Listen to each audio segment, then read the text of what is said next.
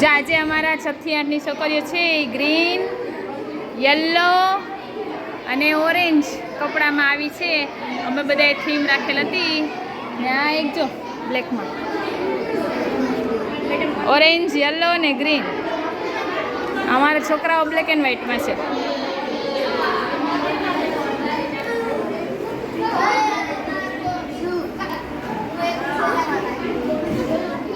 આવો આવો, બેસો બેસો.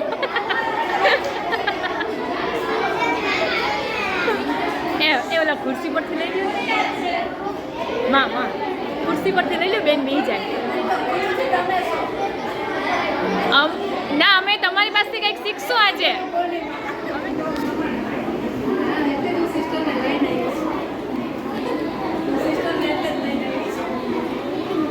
પહેલા અમારે સંસ્થાની માહિતી આપું.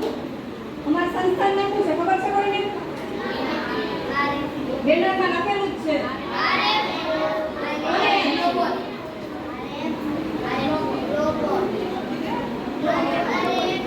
લાવો ઉતારવામાં હું મોકલાવીશ. જાઓ તમે અહીંયા ઊભી જાઓ, મેં વિડીયો. હા, સંસ્થાનું નામ આખું નામ કોને આવડે?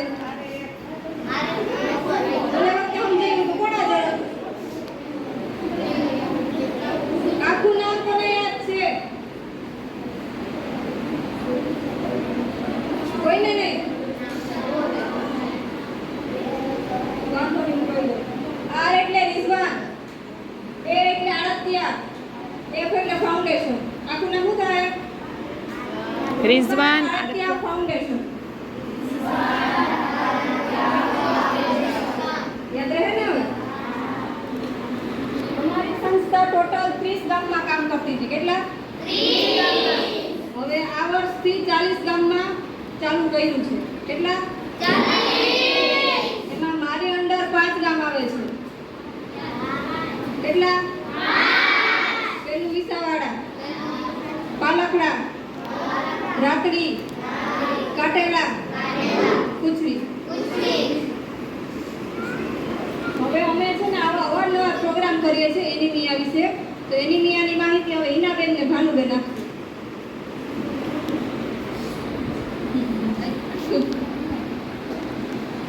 એનિમિયા તમને ખબર છે શું છે? હાથ ઊંચો કરીને બોલો. શેનાથી થાય?